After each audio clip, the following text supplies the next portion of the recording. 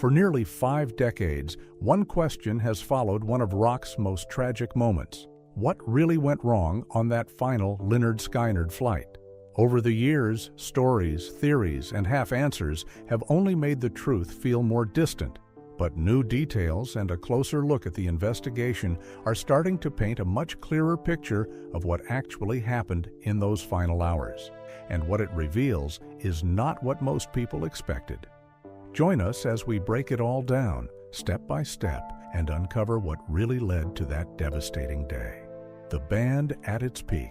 Lynyrd Skynyrd started out far from the big stages and bright lights they would later command. In the early days, they were just a group of young musicians from Jacksonville, Florida, playing in small clubs, school events, and local bars.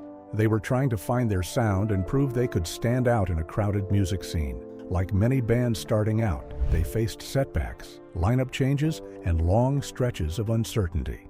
But what kept them going was a shared drive to play music that felt real, loud, and honest. Over time, the core of the band began to form.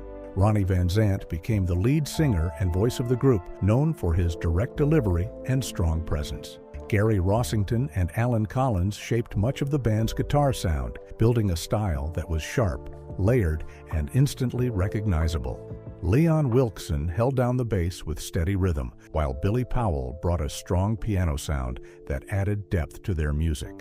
Artemis Pyle later joined on drums, giving the band even more energy and power on stage.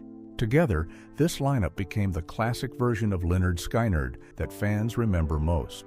Their sound stood out because it blended different styles in a simple but powerful way. They used dual and sometimes triple guitar harmonies that gave their songs a full, rich sound without feeling overly complicated. Their music mixed blues, country, and rock, but it always stayed grounded in storytelling. Ronnie Van Zant's lyrics often focused on real life, personal struggles, and everyday people. This made the songs easy to connect with, even for listeners who had never been to the American South. As their fame grew, so did the demands placed on them. Lynyrd Skynyrd began touring heavily, performing in larger venues and reaching new audiences almost constantly. The schedule was intense, with little time for rest or reflection. The pressure to keep producing hits and maintaining their growing popularity became part of their everyday life. By the mid-1970s, they were not just a rising band anymore. They were a major name in rock music, with expectations that continued to rise as they pushed toward 1977.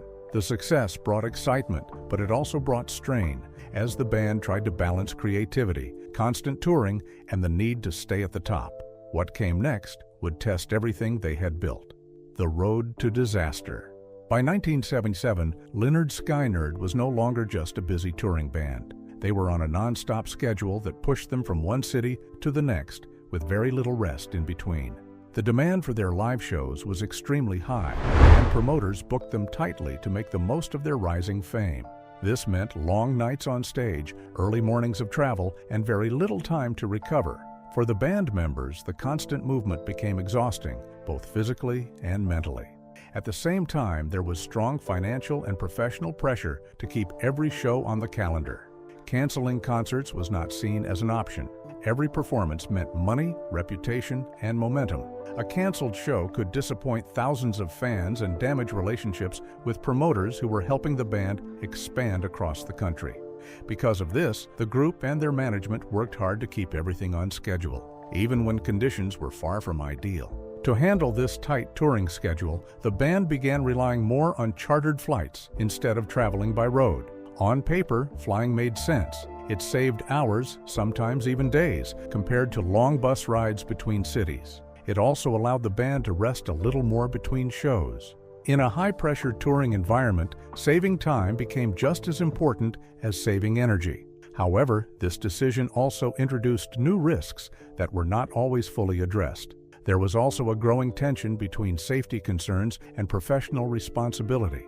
On one hand, there were real questions about whether the aircraft was the best choice. On the other hand, the band was under pressure to continue touring without interruption. Speaking up too strongly about safety could have meant delays, extra costs, or changes that the team felt they could not afford. As a result, concerns were often noted but not fully acted upon. At one point, there were discussions about switching to a Learjet, which was considered a more modern and safer option. This idea showed that some people were actively thinking about alternatives. However, the change never happened in time. Whether due to timing, cost, or scheduling conflicts, the plan stayed on paper rather than becoming reality. By late 1977, the situation had created a fragile balance between success and risk, where every decision was driven by pressure to keep moving forward. What seemed like a practical touring solution was quietly becoming something far more dangerous. The Convair 240.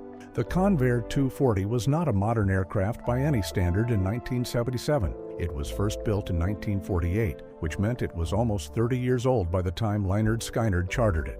In aviation terms, that is a long time, especially for a plane carrying passengers on a busy tour schedule.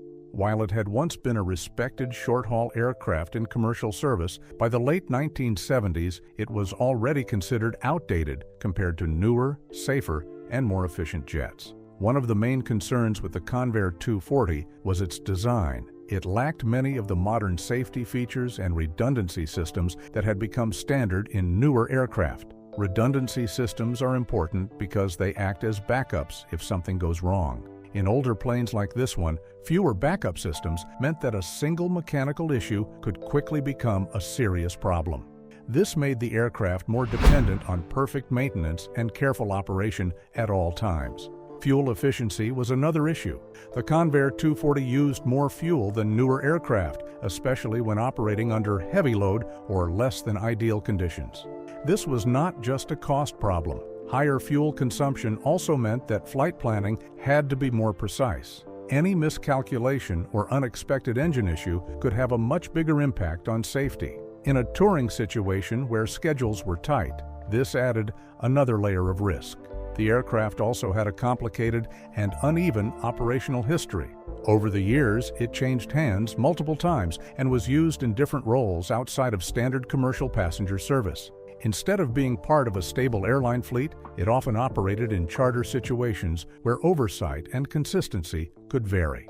This kind of history made it harder to track how well the plane had been maintained over time and raised questions about its overall reliability. Before Lynyrd Skynyrd ever stepped on board, there were already warning signs in circulation within the aviation and music tour industry. One of the most widely discussed claims involved Aerosmith's management team. It is reported that they considered using the same Convair 240 for their own tour, but rejected it after an inspection. According to accounts, concerns were raised about both the condition of the aircraft and the behavior of the crew, including reports of the pilots drinking alcohol during the evaluation process. While not every detail can be independently confirmed, the fact that such stories were being shared in industry circles added to the aircraft's negative reputation. There were also general concerns among people familiar with charter aviation at the time. Some pilots and crew members reportedly questioned whether the plane met the standards expected for carrying a high-profile touring band. These concerns were part of a wider awareness that older charter aircraft could vary widely in safety and maintenance quality depending on who was operating them. As a result, the band continued using an aircraft that many in hindsight viewed with concern, even though those concerns were not enough to stop its use at the time. What seemed like a workable solution on paper was already carrying hidden risks that few fully confronted. Ominous signs. By the time Lynyrd Skynyrd reached the final stretch of their 1977 tour, the pressure around them was not only physical or professional, it had also become psychological.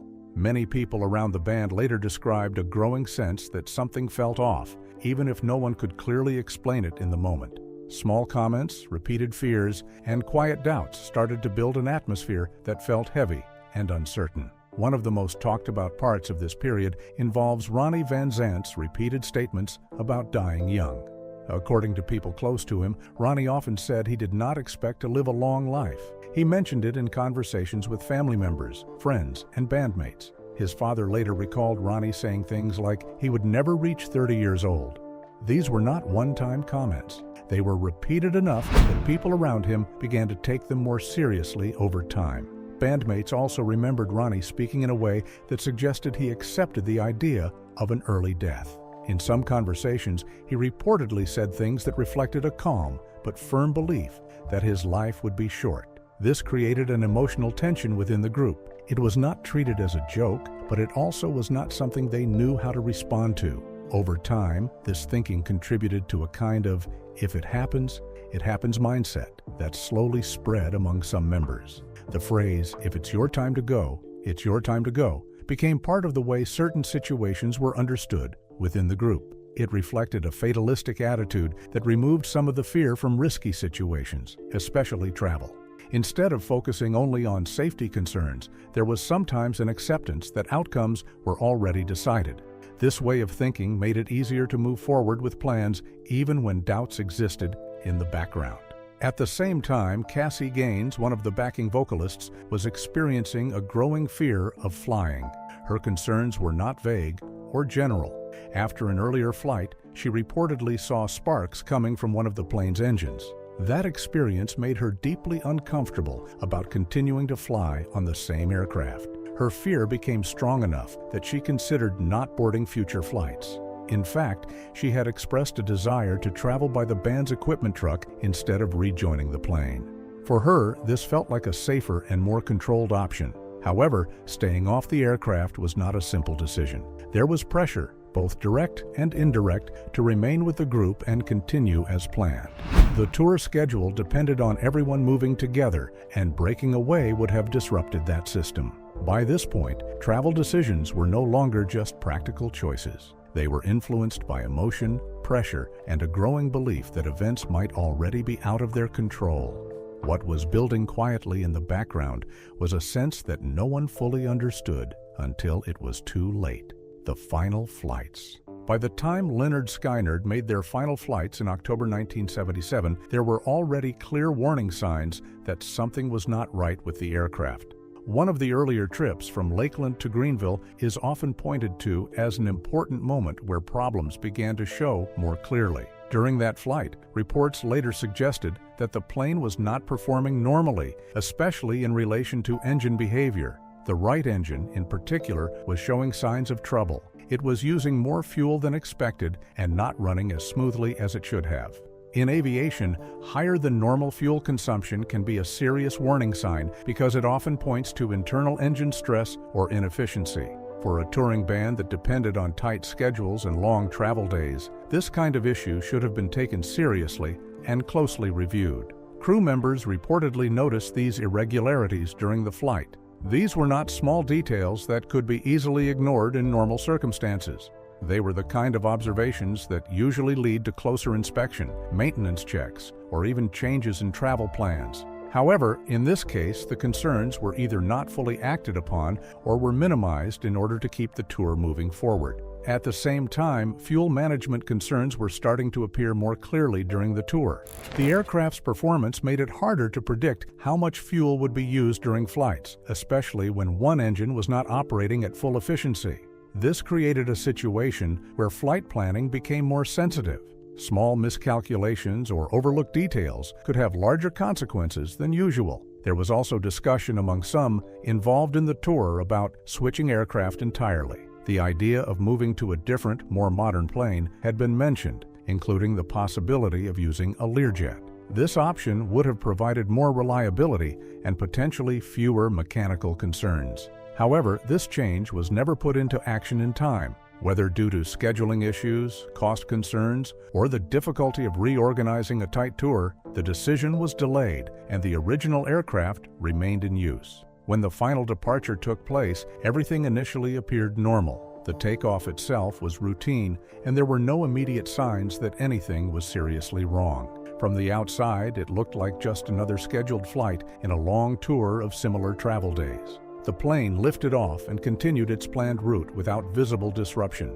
Inside the aircraft, the early part of the flight was calm. Passengers were not showing signs of panic, and most people were focused on resting or preparing for the next performance. Some may have been tired from travel and shows, while others simply settled into what felt like another standard trip between cities. There was no obvious alarm in the cabin at the beginning. However, beneath that calm surface, technical issues were still developing. The earlier engine concerns had not disappeared, and fuel efficiency problems were continuing to affect the aircraft's performance. These issues were not immediately visible to passengers, which is why the atmosphere on board remained relatively relaxed for a time. The contrast between what people could see and what was happening mechanically created a situation where danger was building without clear awareness in the cabin. What began as a normal flight was quietly moving toward a moment that would change everything: the chain reaction. When investigators later studied the Lynyrd Skynyrd crash, one of the most important findings from the National Transportation Safety Board was clear. The aircraft did not go down because of a structural failure or sudden explosion. Instead, the main cause was fuel exhaustion. In simple terms, the plane ran out of usable fuel while still in the air. This conclusion shifted attention away from mechanical breakage and toward a chain of human and operational decisions. One of the key issues involved the fuel system settings used during the flight. The aircraft's engines were operating in what is known as an auto-rich fuel mixture setting. This setting delivers more fuel to the engines, which can be useful in certain phases of flight like takeoff or climbing. However, it is not ideal for long cruising periods because it burns fuel at a much faster rate. During cruise, the standard procedure would normally be to switch to an auto-lean setting, which reduces fuel consumption and allows the aircraft to travel more efficiently over longer distances. In this case, that switch either was not made or was not properly maintained. As a result, the aircraft continued burning fuel at a higher rate than necessary. This alone would not have been immediately catastrophic, but it became much more serious when combined with another problem. The right engine was already malfunctioning and consuming fuel at an abnormal rate. This meant that the aircraft was using more fuel than expected, while also dealing with reduced engine efficiency. As the flight continued, the crew miscalculated how much usable fuel remained. Fuel monitoring is a critical part of flight management, but in this situation, the readings and expectations did not match the actual consumption happening in real time. The imbalance between expected and actual fuel levels slowly reduced the margin for error. At some point, the aircraft was no longer operating with a safe buffer. When the situation became more urgent, the crew attempted to divert the aircraft to a nearby airport in Mississippi. This was meant to be an emergency landing to prevent a worse outcome. However, by the time the decision was made, the remaining fuel was already dangerously low. The aircraft was essentially racing against time and distance, trying to reach an alternate landing site with limited power reserves. During this critical phase, another serious mistake occurred. The crew attempted to manage a fuel imbalance by transferring fuel between tanks. Instead of stabilizing the system, the action led to the accidental loss or jettison of usable fuel. This mistake removed even more fuel from an already critical situation. At this point, the aircraft's options were rapidly disappearing. Soon after, the right engine failed completely. This was the first major engine shutdown, and it marked the beginning of the final emergency. With only one engine remaining, the aircraft still had a chance, but it was extremely limited. Unfortunately, that remaining engine was also affected by the ongoing fuel shortage. Not long after the first failure, the left engine also shut down due to depletion. With both engines no longer running, the aircraft lost all power. The crew and passengers were left in a powerless situation with no ability to maintain altitude or continue controlled flight. The realization that the aircraft was completely out of usable fuel marked the final turning point in the chain of events. What had begun as a manageable technical issue had now become a full system failure that could not be reversed. The crash. In the final minutes of the Lynyrd Skynyrd flight, everything changed very quickly. What had started as a normal journey between tour stops turned into a situation where the passengers slowly began to understand that something was seriously wrong. At first, there was confusion. People could feel that the aircraft was not behaving normally, but there was still no clear explanation given to everyone on board. As the problem became more obvious, that confusion shifted into a quiet kind of acceptance. There were no clear instructions that fully explained what was happening to most passengers, but the tone in the cabin changed. Conversations likely stopped or became very short. People began to focus inward, trying to understand the situation in their own way. In moments like this, fear does not always turn into noise. Instead, it often turns into silence. In the cockpit, the urgency was much more direct. Pilots realized the seriousness of the situation and began issuing immediate instructions. One of the most important actions was the sudden call for everyone to fasten seatbelts. This type of instruction is not routine unless there is a clear emergency. For passengers, hearing that command made the situation feel final and serious. Onboard reactions reflected this shift. Instead of panic, there was mostly silence. Some passengers reportedly braced themselves in their seats. Others may have closed their eyes or held on to whatever was nearby. There was no organized panic or chaos described in survivor accounts. Instead, people seemed to understand, in a quiet way, that there was nothing more they could do except wait. As the aircraft began its final descent over the terrain of Mississippi, it was already out of normal control due to the loss of engine power. Without thrust, the plane could not maintain a steady path. It began to drop toward heavily wooded land. The descent was not smooth or controlled in the way a normal landing would be. It was a forced and unstable drop toward the ground. When the aircraft entered the forested area, it hit the tops of dense trees. The impact with the canopy was the beginning of a violent breakup.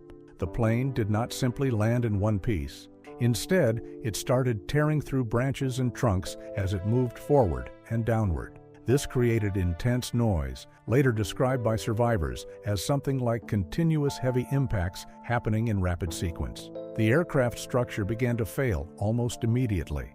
The wings were torn off as they struck trees and absorbed the force of the impact. The tail section also broke apart under the pressure of the collision and movement through the forest. As these major parts separated, the aircraft lost any remaining structural stability. The cockpit section detached from the main body of the plane during the final moments of the crash sequence. This part of the aircraft experienced the most direct and immediate impact forces, which led to the deaths of both pilots on impact. The rest of the fuselage continued breaking apart as it moved through the wooded terrain. Despite the violence of the crash, there were survival factors that influenced who lived and who did not. People seated in the rear of the aircraft had a slightly better chance of survival because that section experienced somewhat different impact forces compared to the front. Even so, injuries were severe across the entire cabin. Another important detail was the lack of fire. Because the aircraft had very little fuel left, there was no large post-impact fire. This reduced one of the most dangerous elements often seen in plane crashes and allowed some passengers to survive long enough to be rescued. What happened in those final minutes was fast, loud, and deeply chaotic, leaving almost no time for reaction or recovery.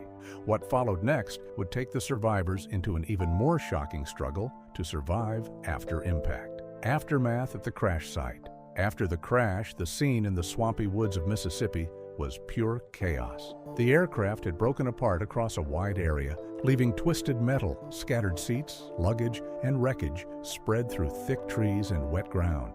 There was no clear center point anymore. Everything was broken into pieces, and people who survived were surrounded by confusion, darkness, and pain. For the survivors, the first moments were extremely disorienting. Billy Powell, the band's keyboardist, later described being badly injured and struggling to understand what had just happened. He had severe facial injuries and was barely able to move clearly at first. His condition made it difficult for him to see or fully process his surroundings. He moved through the wreckage in shock, trying to make sense of the sounds and voices around him while dealing with intense pain and confusion. Leon Wilkson, the bassist, was also trapped in the wreckage and calling out for help. He had serious injuries and was pinned in a way that made it difficult to free himself. Despite the pain, he was conscious and shouting, trying to alert anyone nearby. His calls added to the chaotic soundscape of the crash site, where survivors were scattered and trying to locate each other in the dark and broken terrain. One of the most dramatic survival stories from that night involves drummer Artemis Pyle. After escaping the wreckage, he managed to crawl through thick woods and uneven ground, despite his injuries. The terrain was difficult, filled with mud, trees, and debris. As he moved away from the crash site, he was trying to find help as quickly as possible. His physical condition made every movement painful, but he continued forward because he understood that the others needed rescue urgently. During this effort, Pyle reached a nearby farmhouse. However, the situation there turned dangerous before it became helpful. The homeowner, unaware of the crash, saw Pyle approaching in his injured and bloodied condition and believed he might be a threat. As a result, Pyle was shot before he could fully explain what had happened. Despite being wounded again, he managed to communicate that there had been a plane crash. Once that was understood, the situation changed immediately and emergency services were contacted. The emergency response that followed faced significant challenges. The crash site was spread out over a large wooded area, making it difficult for responders to locate survivors quickly. The uneven terrain, combined with darkness and debris, slowed down rescue efforts. In some cases, responders had trouble immediately distinguishing between those who were alive and those who had already died, which added to the difficulty of the operation. Because this happened in 1977, news also spread more slowly than it would today. There were no instant alerts or real-time updates for the public. Information traveled through official channels and television reports, meaning that families and fans waited anxiously for confirmation about who had survived. This delay added emotional stress on top of an already devastating situation. In the official investigation that followed, fuel exhaustion was confirmed as the main cause of the crash. The report pointed to human error in fuel management and flight decisions as key factors. However, even with this conclusion, there were ongoing debates and disagreements about what truly led to the tragedy. Some questioned whether earlier warnings about the aircraft were ignored. Others asked whether the decision to use that specific plane should have been avoided entirely. Responsibility was difficult to place clearly as multiple groups were involved, including the crew, management, and operators. Each had a role, but no single factor fully explained every decision that led up to the crash. Because of this, the story of what went wrong continues to be discussed and interpreted in different ways, with some focusing on technical causes and others on the decisions made before the flight. What remains next is how these unanswered questions and long-term effects continued to shape everything that followed. If you want more deep dives into untold stories like this, like the video, subscribe and join us as we uncover what really happened behind the headlines.